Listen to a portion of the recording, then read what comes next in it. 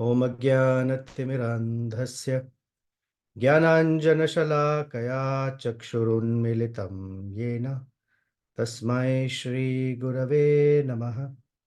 श्रीचैतन्यमनोभीष्टं स्थापितं येन भूतले स्वयं रूपः कदा मह्यं ददाति स्वपदान्तिकं। वाञ्छाकल्पतरुभ्यश्च कृपा सिन्धुभ्य एव च पतितानां पावनेभ्यो वैष्णवेभ्यो नमो नमः। जय श्री कृष्ण चैतन्य प्रभु नित्यानंद श्री अद्वैत गदाधर श्रीवासादि गौरभक्तवृंद। हरे कृष्ण कृष्ण कृष्ण हरे हरे, हरे राम राम राम हरे हरे। मनोजवं मारुततुल्यवेगं जितेन्द्रियं बुद्धिमतां वरिष्ठं वातात्मजं वानरयूथमुख्यं श्रीरामदूतं शिरसा नमामि। कूजन्तं राम रामेति मधुरं मधुराक्षरम् आरुह्य कविताशाखां वन्दे वाल्मीकिकोकिलम्। आपदामपहर्तारं दातारं सर्वसम्पदां लोकाभिरामं श्रीरामं भूयो भूयो नमाम्यहम्। दक्षिणे लक्ष्मणो यस्य वामे च जनकात्मजाः पुरतो मारुतिर्यस्य तं वन्दे रघुनन्दनम्।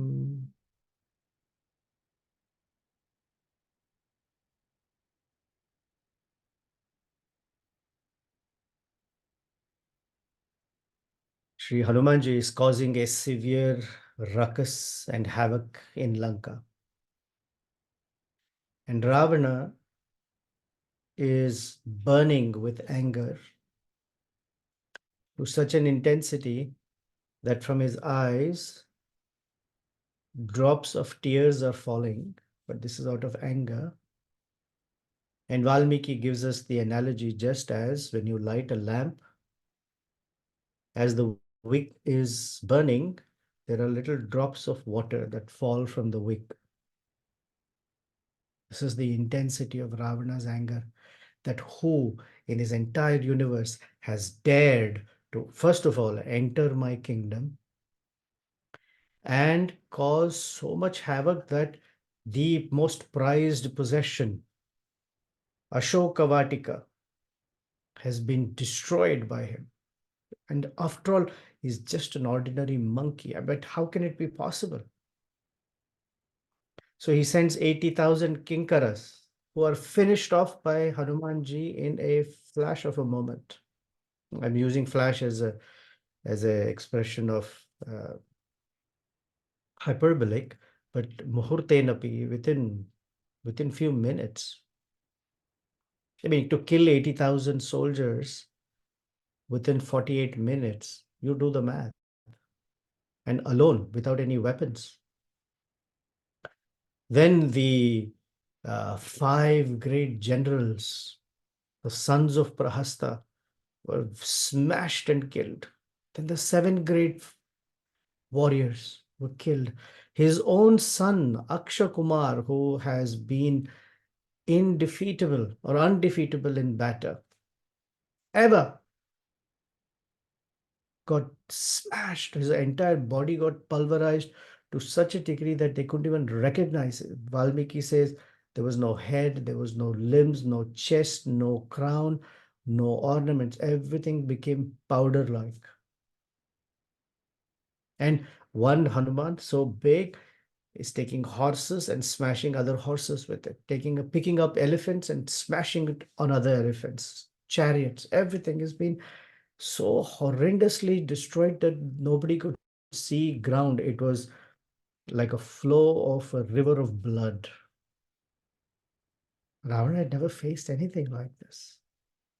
So he's besides himself with anger. And chapter 48 starts with Tatastu Rakshodhitir Mahatma Hanumatakshe Nihate Kumare Manah Samadhaya Sa Devakalpam Samadhi Desha Indrajitam Saroshaha. So there is a clash of emotions in this verse.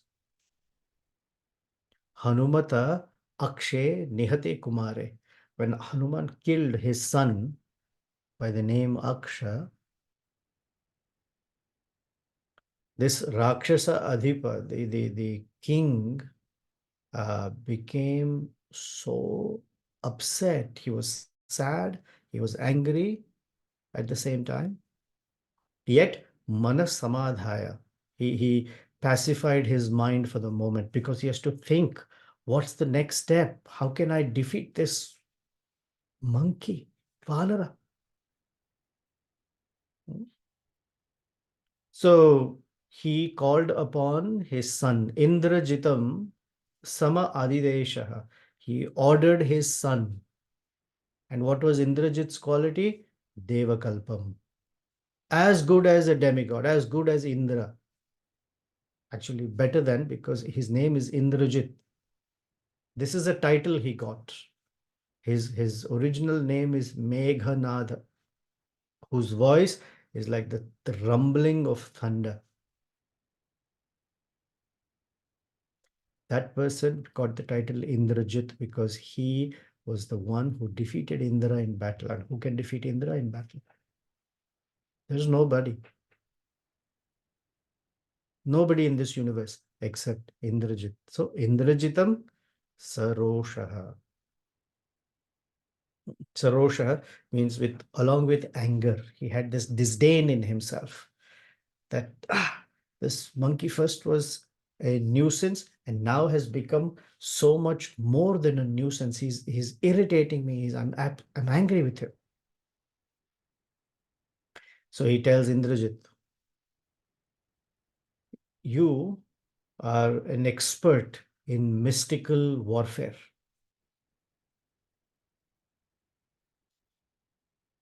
Among my entire army, you are the best in weaponry, not only in mystical weaponry, but even in just the art of fighting with weapons. You can squash away all the celestial beings. And Indra knows it. But how did you get all these weapons? By pleasing Pitamaha, Lord Brahma. Pitamaha Aradhanas Samchitastraha. By pleasing Lord Brahma, you acquired all these weapons and weaponry.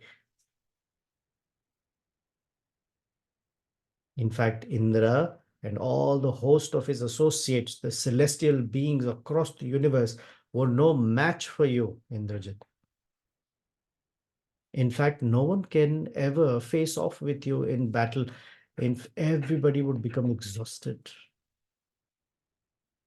How did you survive? You have great intelligence. You're a strategist and you have very strong arms. Sometimes people have great brains, but no physical strength. And some people have a lot of physical strength, but not enough brains. You have both. And what gives you this kind of power? Your tapas shakti. You won all these weapons after great tapasya. And you are very, very wise. You know how to act according to time, place, and circumstance. There is nothing impossible for you in war.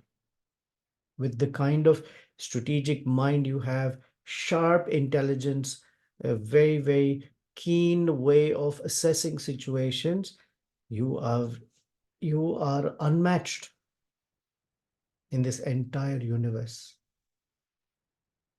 And you can throw weapons with your strength, with the strength of your mind, and you can also do it mystically.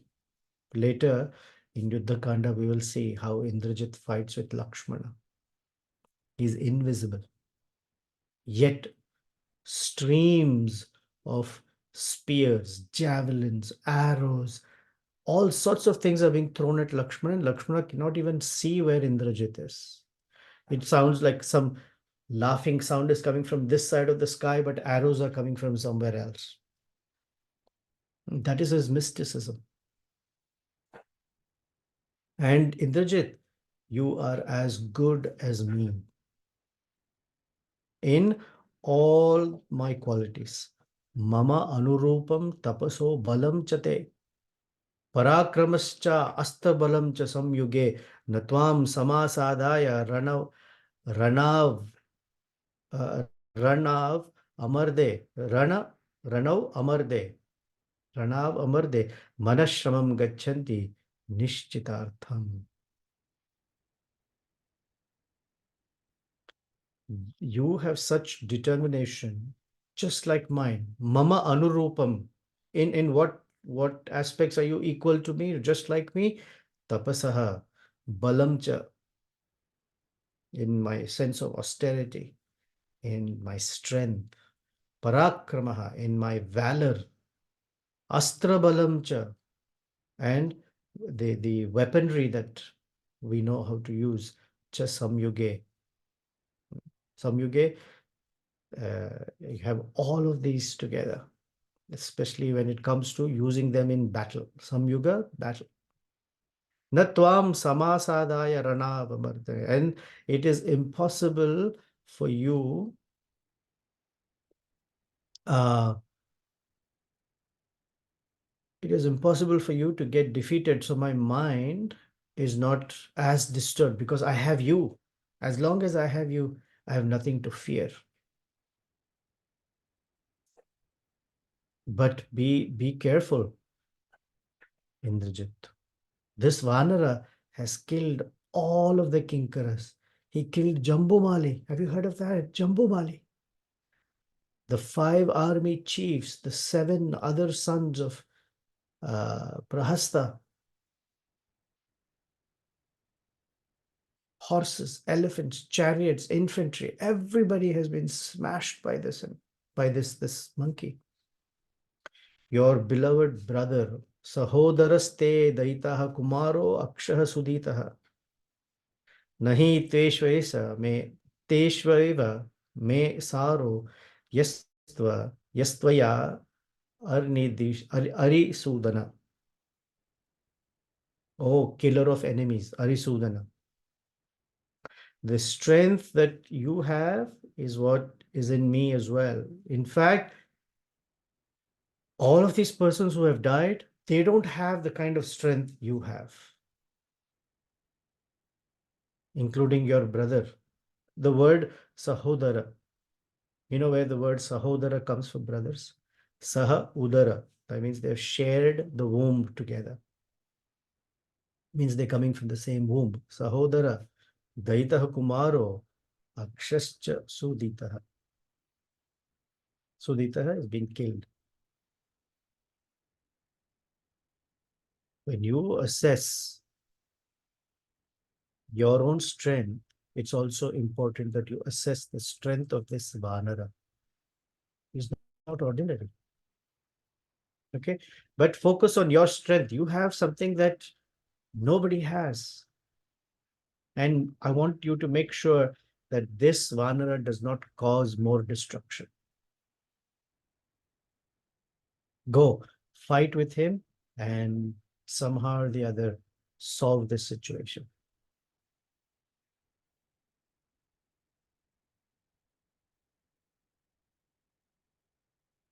Then he says, Na Virasena Ganashyocha Vanti, Na Vajramadaya Vishala Saram, Na Marutasya Gatehe Pramanam, Na Chagnikalpaha Karanena Hantu.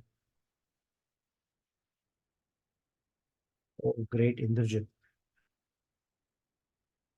Uh, these armies cannot protect you even if they are so many in number. Navira Sena Ganashya Vantihi, that they cannot protect you.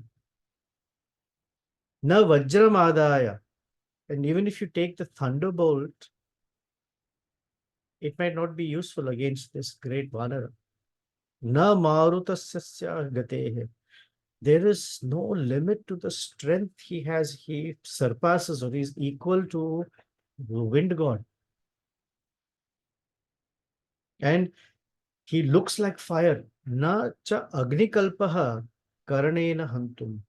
You cannot fight with him. You cannot wrestle and kill him.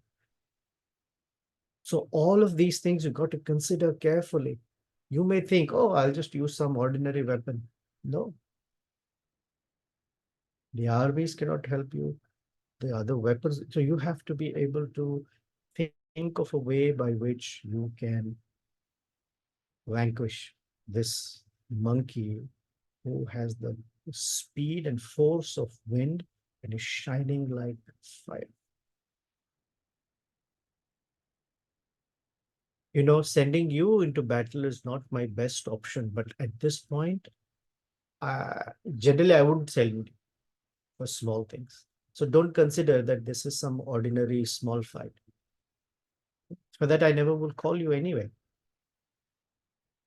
But as a king, I'm thinking that this one only you can manage for me. And you figure out what kind of weapons you want to use to capture this monkey. So Indrajit, after being motivated by his father Ravana, the fellow who had so much power, that equaled all of the collective demigods, not just one or two, circumambulated his father Ravana, went around him. It's called Pradakshinam. And with his chest forward, with the words of inspiration and enthusiasm given by Ravana, Indrajit went into the battlefield. When Indrajit came in front of Hanuman, Valmiki gives us a description of Indrajit was not some fierce looking, he was very handsome. And Valmiki uses the adjective Shriman for him. This is verse number 17. Very beautiful verse describing Indrajit. Shriman Padma Palasa Akshaha Rakshasadhipate Sutaha Nirjagama Mahateja Samudra Iva Parvasu. Wow. Shriman. Shriman means one who is glowing. He has all opulences with him. He's very he's endowed with great prowesses, qualities. Now, when we say qualities, it's not Vaishnav qualities. Vaishnav qualities mean strength, power, vigor, fearlessness, like that. Padma Palasa Aksha, eyes like big lotus petals. Rakshasa Adhipa Sutaha is the son or the prince of the Rakshasas, the son of the king. Nirjagama. Nirjagama means he didn't walk hesitatingly. He walked confidently. He came in front of Hanuman with great confidence. Mahatejaha. He had such effulgence and power about him. What was the sensation of people when Indrajit came in front of Hanuman? Samudra iva parvasu. Parvasu means on a full moon day, when the moon is shining right above the ocean, the moon is the one that causes high tide and low tide. So it was like an ocean on high tide. The ocean on high tide has massive waves. That is how it becomes very formidable. Indrajit got on his chariot. This chariot was pulled by not horses, 4 sharp-teethed tigers. And these tigers had the speed equal to Garuda. So you can visualize. Sa Pakshirajopama Tulya Vegaihi. They have the speed equal to that of Pakshiraja, the king of birds, Garuda. Chaturbihi Sitikšnadamshtra, Sita Atikshnadamtra, very sharp canines, 4 of them. Ratham Samayuktam Samavegam Samaruroha Indrajit, Indrajit Indrakalpaha. Imagine a chariot drawn by tigers that can move at the speed of Garuda. And a chariot driver, Indrajit, the best of warriors who can shoot with bows and arrows, excellent in the skill of weaponry, very good at using missiles, and went swiftly towards where Hanuman was. And hearing the sound that was created in the firmament, in the atmosphere, when Indrajit is coming towards Hanuman, Hanuman became even more thrilled and ready. And where is Hanuman standing? Always at the on the Torana. Nishamya, having heard this, Hariviraha aso sampraharshto abhavat. Ah, real challenge. I mean, imagine if a person is, I was thinking of this example. Okay. Let's take a world-class tennis player, whoever, Roger Federer. If Federer is on one side of the court, and let's say I'm standing on the other side of the court playing tennis with him, is it any fun for Federer? No, because I can barely hit the ball over the net. Even if it goes, it doesn't have enough power in it. So for Federer, there's no fun in the game. But if someone else plays with him, uh, forget the names of Djokovic, then there is, yeah, it's a match. It makes sense. His skills are fully tested. He can demonstrate it. Similarly, Hanuman became so excited and thrilled that, finally, someone that is really strong is showing up. Indrajit, with a bow and arrows that were sharp, shot arrows towards Hanuman. The all surroundings became gloomy. Even the sun stopped shining as if. And all the ferocious animals started howling.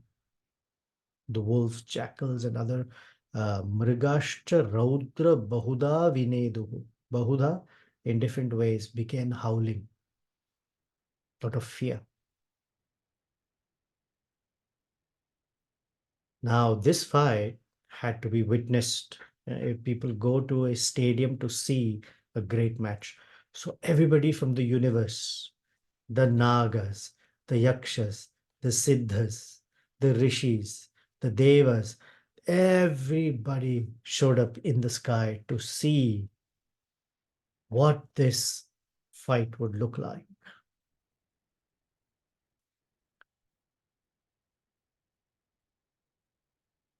Indrajit stretched his bow fully and released a shower of arrows on Hanuman. And Hanuman, who had great velocity, moved faster, closer towards Indrajit, and they confronted each other in battle. And it was a very, very, very intense battle. Hanuman himself has immeasurable strength. Satasya virasya maharathasya dhanushpatah samyati sammatasya. He is on a chariot pulled by tigers. Hanuman standing on the battlefield, clashing with each other. But Hanuman has the strength of Vayu and the fire of Agni. As they are fighting with each other, the sound on the battlefield is so intense that everybody is stunned, and it sounded like there were these big, massive kettle drums that were being played. Every time they would crash, there would be this sound. And every time Indrajit would pluck his bowstring, the reverberation of it was that pretty much the earth shook. Hanuman was dodging all the arrows that Indrajit is throwing at him. And Hanumanji stretched his arms and sprang up into the sky. And Indrajit is following Hanumanji. And The fight was such that while they're fighting, they have to assess what is the weakness of the opponent. Now, Indrajit could not assess where is Hanuman weak at all. And Hanuman also could not assess, is Indrajit weak anywhere? No. Every aspect, they're very strong. There's no weakness at all. Hanumato Vedana Rakshaso Antaram. Hanuman could not assess. Na Marutistasya Mahatmano Antaram. Nor did Indrajit get a sense of, is there any weakness? Sometimes you say forehand is nice and strong, backhand may not be that strong, or they're not good at running at the boundary, whatever. It's a tennis analogy. Sometimes you get a sense of where is your opponent's weakness. Indrajit couldn't fathom, Hanuman could not fathom. Parasparam nirvishahasahu babhuvataha sametatau deva samana vikramau. As they were colliding with each other, they were so strong, they became unbearable to each other. Yet they couldn't assess the weakness of each other. In all of this, Indrajit is trying, and Hanuman is just so good that he's not able to kill, capture, hurt, maim at all. At that time, Indrajit had a thought.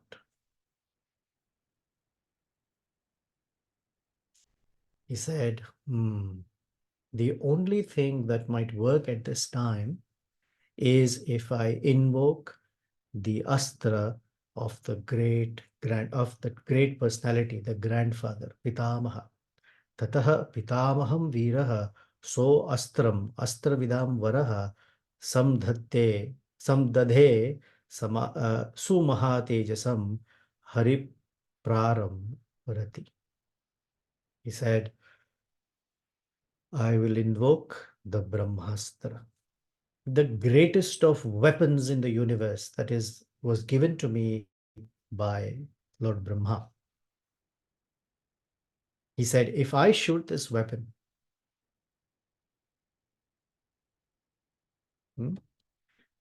uh, there is nobody who can stand in front of it. And so he read or invoked the Brahmastra mantra and released the Brahmastra. Now one would think that he thought Hanuman will die. However, Hanumanji has a blessing from Lord Brahma, which we will hear only in Uttarakanda. But this Brahmastra came and tied up Hanumanji. And Hanuman became motionless, almost unconscious, and fell to the ground as he was up in the sky. Hanuman, he knew that there is nothing that can bind him this way. So he recognized this is the Brahmastra. And because it is Lord Brahma's weapon, out of respect for it, Hanuman let it completely arrest him. Hanuman became incarcerated. It was like a rope that had tied up Hanuman in all ways, and Hanuman just fell.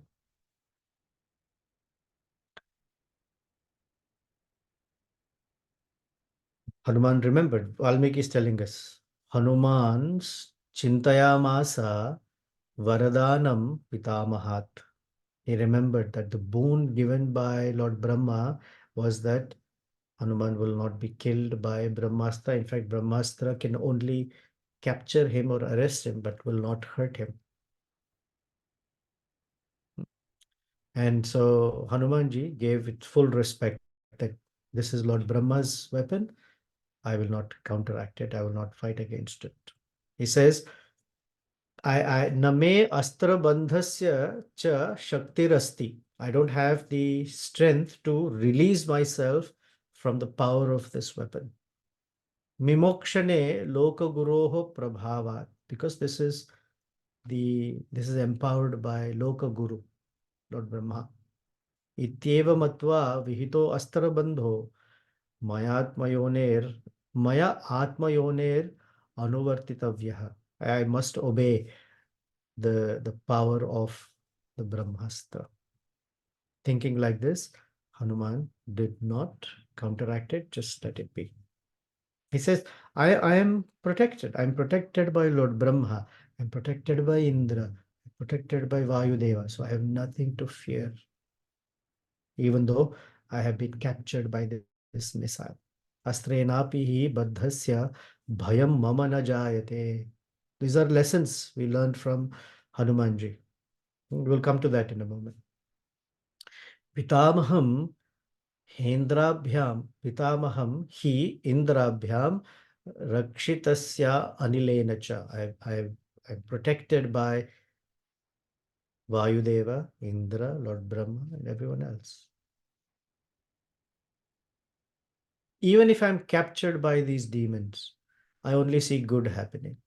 In fact, I will get to talk to Ravana. Therefore, even in that situation, Hanuman saw what opportunity exists for him. He said, Rakshasendrena samvada tasmad grunantu mam pare. Grunantu, I will achieve the opportunity to speak with Ravana. Although I am arrested, I see opportunity in it. We're just going to take a little digression and talk about a lesson. For a moment, one's endeavor we may find a failure or an interruption, an obstacle. And Hanuman here sees the obstacle as the mercy of Lord Brahma. Because even obstacles are in some way a way to see opportunity beyond them. So Hanuman, because he's such a great teacher, he says, all right, I'm not going to fight it. I'm not going to fight that I have been tied up by the Brahmastra. This is the mercy of Lord Brahma. Yet, out of this will come a great opportunity. I have nothing to fear. I have such protection from Indra, from Agni, from Vayu, from Lord Brahma himself. I'm protected. We're all protected by the instruction of the Guru, by the words of Sri Krishna in the Bhagavad Gita, or the words of the great acharyas in their commentaries. Everything they write and speak are instructions. So I'm protected because I can always use them. I will get to meet Ravana. That's an opportunity. I'm a servant of Ramachandra. And therefore, I am the minister for Sugriva. I've come here as a messenger of Sugriva. The greatest achievement would be to meet Ravana. So I have nothing to fear. Now, this is a wonderful shloka to learn and hold when we are plagued with fear or anxiety or worry. Astrenapi hi baddhasya bhayam mama na jayate. Pitamaham hi indrabhyam rakshitasya anilena cha.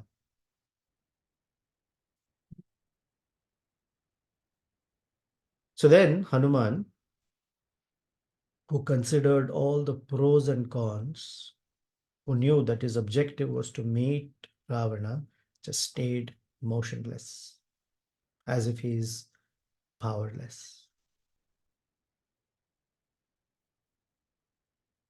So Indrajit's army rushed towards Hanuman and caught him. Hanuman made a loud scream.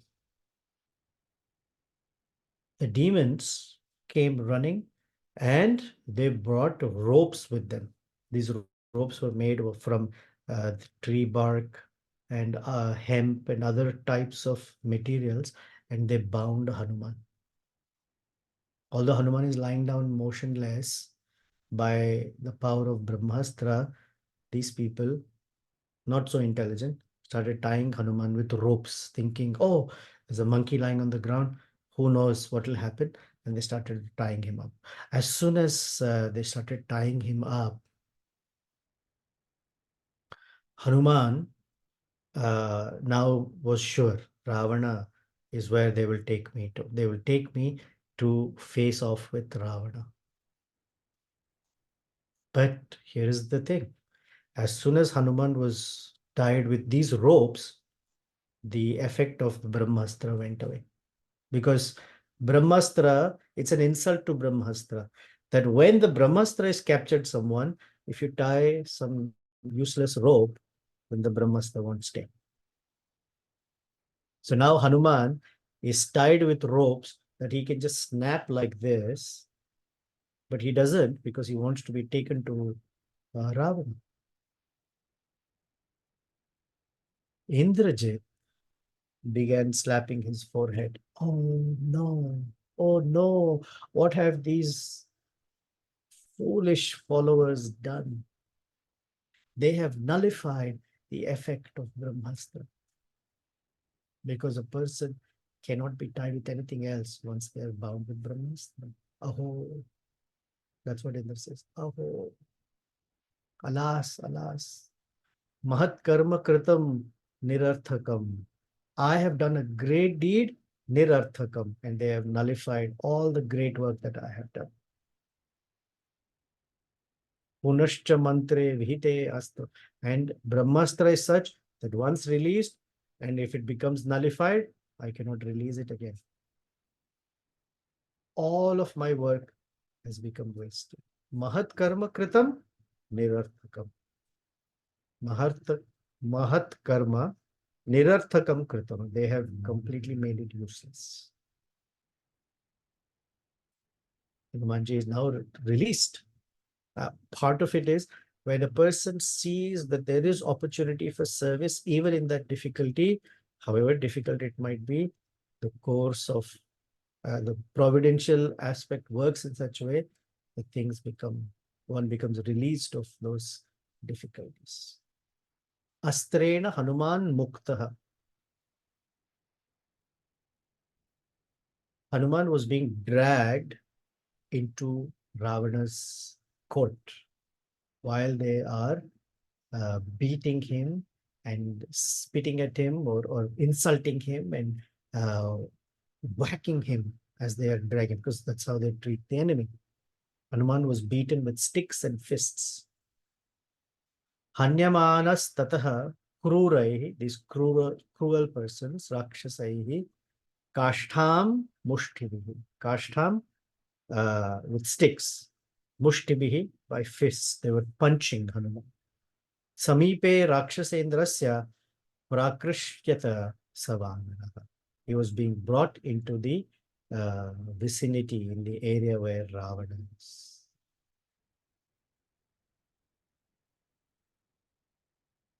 Then when Hanuman was brought, although he's only tied by ropes, they brought him in front of Ravana. And now Ravana is looking at Hanuman. He looked like a maddened elephant, so strong. Nobody could, you can tell from Hanuman's strength that uh, there's no match for him. And Ravana became surprised because you've never seen someone like this. So Ravana says, oh, who is he? I'm not Ravana. As Hanuman is being pulled in, all of Ravana's attendants and ministers were all sitting there. They know that Ravana is invincible by even the demigods, but they've never seen someone like Hanuman. So they're discussing among themselves. Who's this? Ko ayam? Kasya kuto va atra kim karyam? Oh, vyavashraya. Who is he? Oh, whose representative is he? Where does he come from? And what is his reason? Iti Rakshasa Viranam Tatra Samgire Kathehe. They were asking each other, do you know who he is? Do you know why is he here? But when they saw, they started shouting in the assembly. Hanyatam, kill him. Dahyatam, burn him. Va api bhakshatam. or just let's eat him up, roast him on fire, we'll eat him. They're all very angry because Hanuman had made such a mess of Lanka's Ashokavan. Who has the power to cross over the ocean and come to even see Ravana's palace? Forget about entering, just to look at it is impossible.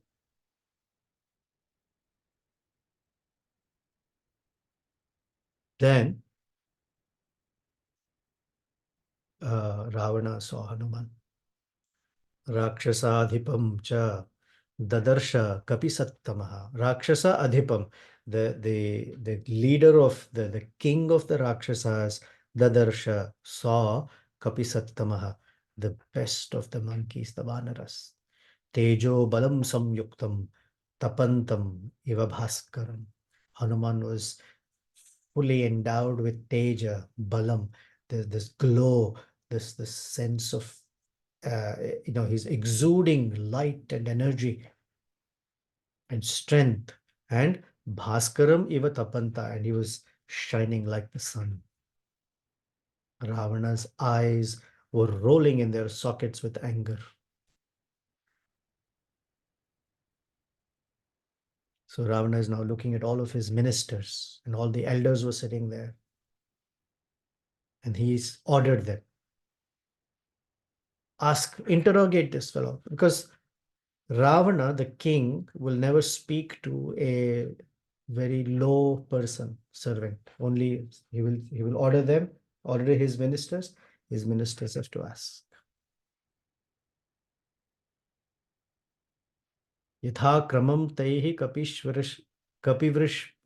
कपिविपृष्टः कार्यार्थम् अस्थाय च मूलमादौ निवेदयामास हरीश्वरस्य दूत साक्षात् साक्षात् अहं गतोऽस्मि.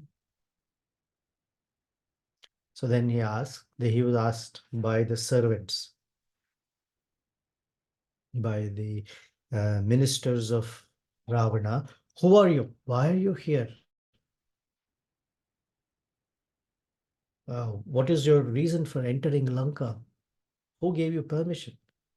So Hanuman, Nivedayamasa, having been questioned or appealed to answer, Hari Ishwarasya Dutaha Sakshad Aham Gatoho Asmi. I am the messenger of Sugriva. I've come as his ambassador. And Valmiki ends the chapter here. The question is, why didn't he say, I'm the servant of Ramachandra? Why did he say, I'm the envoy or ambassador of Sugriva? The answer is, it's a warning for Ravana. Ravana knows Vali, and Ravana knows Vali's brother is Sugriva. And this Vali is the person who put Ravana in his armpit while Vali is still doing his Gayatri and Sandhya Vandanam.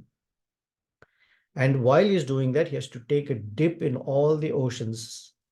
And holding Ravana in his armpit, Vali jumped. We heard this. Vali jumped and dipped. As he was taking a dip, dipped Ravana in all the oceans in the world, and brought him back and released him from his armpit and said, what do you want? This is the strength of Vali. So first thing as a messenger is to strike the enemy with fear. And so he says, I'm Sugriva's messenger. The question be, if Sugriva, who's considered the weaker one, has a messenger, that means if Sugriva is so strong, Sugriva must have some strength behind him.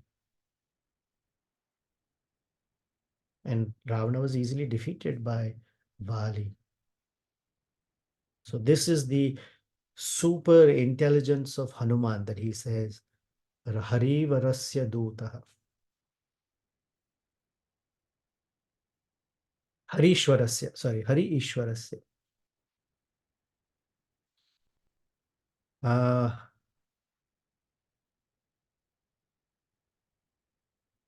Indrajit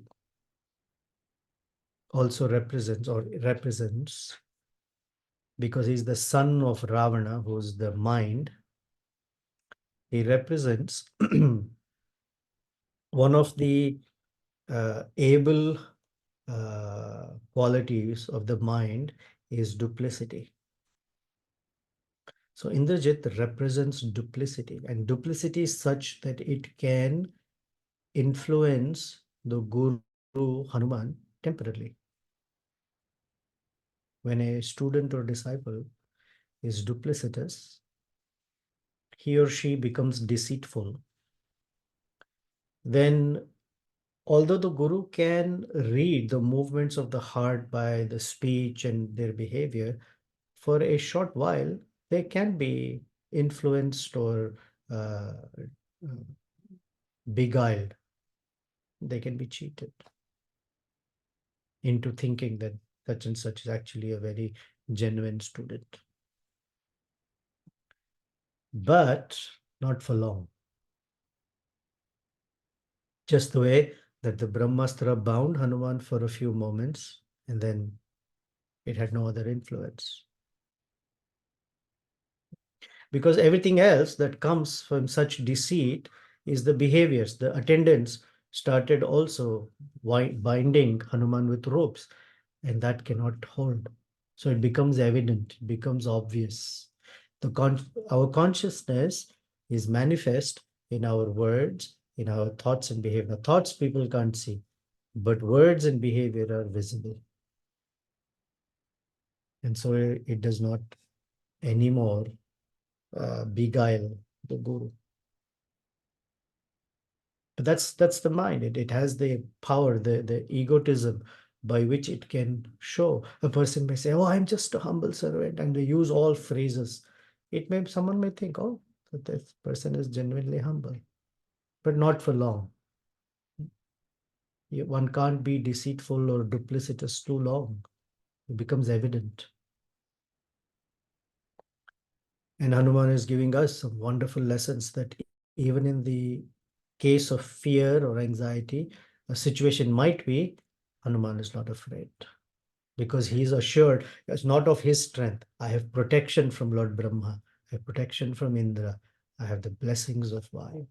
One should, not one should, not should, but one as a practicing spiritualist, we count our blessings and we are assured that because I have the blessings of my guru and the acharyas in the disciplic succession, I have nothing to fear.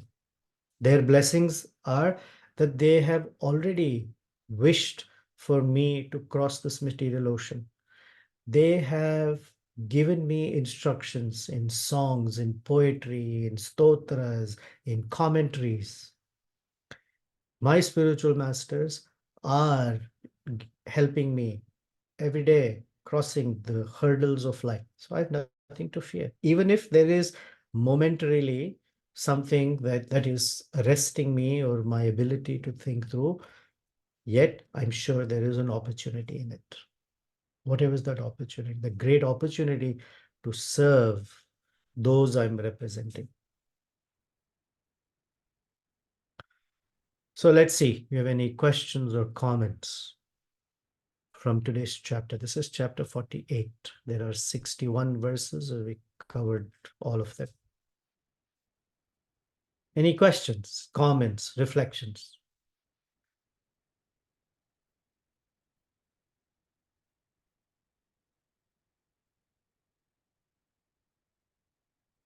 You like this chapter?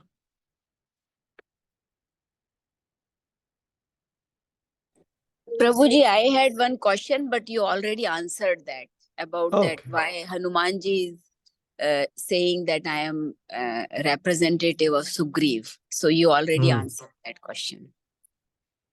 So thank you so much, Prabhu. Oh, you're welcome. Yeah. Prabhu, one more request. When you send the Zoom link, in that only if you can mention the name of the chapter and from the verse we will be moving on. Okay. So I can't remember so many things every time, but we've finished chapter 48. So next time will be chapter 49. 49. Thank you, Prabhu.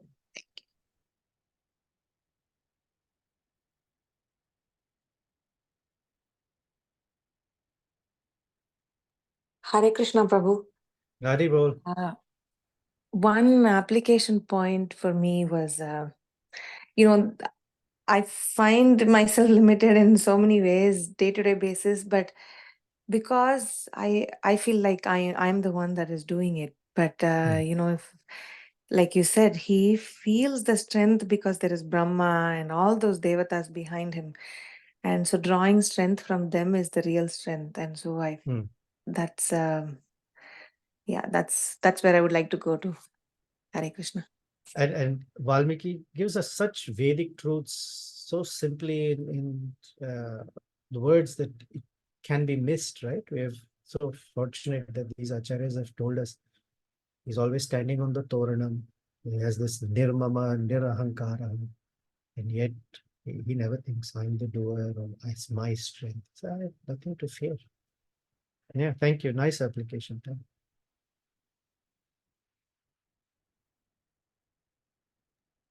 Prabhu, I think Sthira Mataji had a question similar. She said she would listen to the recording. She said, what is the significance of him going to the Toranam to say Namaha every single time? Yeah, so I think we covered it in the last 2 or 3 lectures, that is the position from which he does whatever he does. The Toranam is where he constantly stands, which means every activity comes from a sense of I am not the doer, I'm not the enjoyer or the possessor of anything, I'm just a servant. Nirmamo nirahankara, says in Bhagavad Gita, Krishna tells us. Mama, it's not mine. When we are pouring ghee in the yajna, we say, Idam Narayanaya, Idam Namama. This is for Narayana, this is not for me. Idam Achyutaya Namaha, Idam Namama. This is not for me. So this is for the Supreme Lord, not for me. Our spiritual master uses the phraseology two-pocket program. A little for Krishna, a little for me. A little for Ramachandra, a little for me. It says not like that. Exclusively for him. Okay, anything else?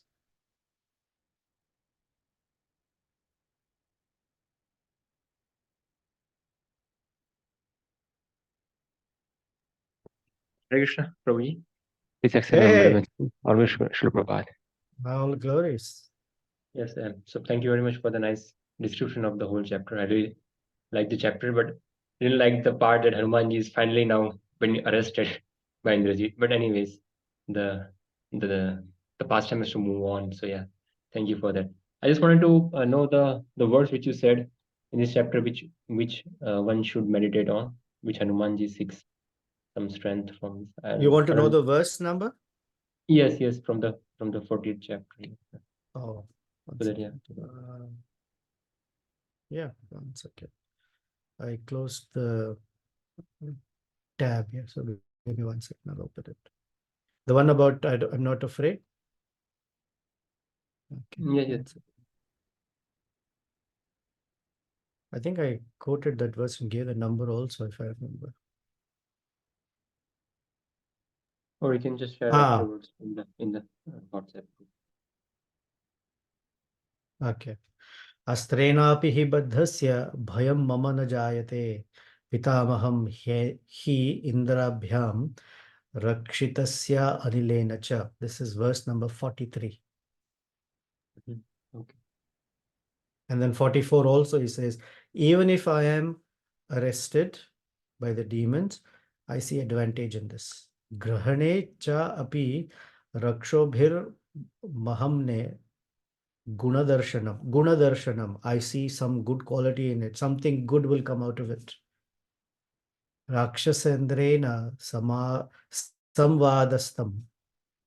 So he says there's an opportunity. Gunadarshanam.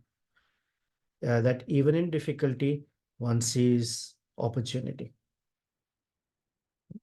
This is the view or insight of a devotee, that even in difficulty, they see opportunity. What is the opportunity? And that's a question to ask. As I'm going through this, what is the opportunity? There's always opportunity for service. So what is the opportunity? Yeah. Just a wish from that part that for Hanumanji, yeah, it's very clear because he's 10%, 100% Ram conscious. But for a person like me, how to get strength or motivation from this verse and So we're here. like, Our strength comes from hearing. When we hear this, we hear it again and again. We learn the verse. We repeat the verse. We recite the verse every day. And then whenever there is fearful situation, we try to recall the verse. We try to recall the great Hanumanji. Even for Hanuman, he's gotten arrested by the Rakshasas for that moment. But for him, he says, Na bhayam. Bhayam na jayate. It's practice.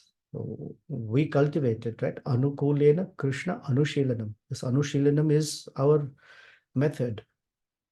We hear again and again. We make it a being. But yes, even after all this, fear can strike us. Yeah, that's okay. Just 3 days ago, I had to face something. It was so daunting that for a couple of hours, I was so bewildered.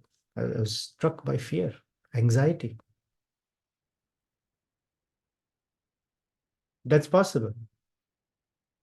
Then we come in front of our deities, we come in front of the great Ramayana, the great personalities like Hanuman, and they remind in us, oh, we are there for you. Why are you worried? We're there for you. And not only are they reminding us, they're showing us we're there.